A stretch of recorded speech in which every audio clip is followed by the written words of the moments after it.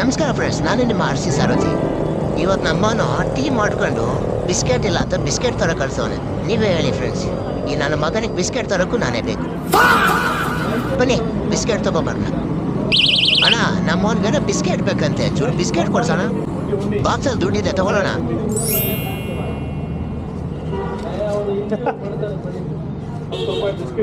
ನಿಮ್ ಒಂಥರ ನಗು ಅಲ್ವಾನ? ಈ ನನ್ನ ಮಗ ಮಾಡೋ ಕೆಲಸಗಳಿಗೆ ನಾನು ಕಾಮಿಡಿ ಪೀಸ್ ಹಾಕ್ಬೇಕು. ಅಣ್ಣ, ಯಾರೋ ನೋಡುತ್ತಾ ಇದ್ದೀರಾ? ನಮ್ಮನ ಆ ಸೋಮೇರಿ ಮನೇಲಿ ಕೂತವನೆ.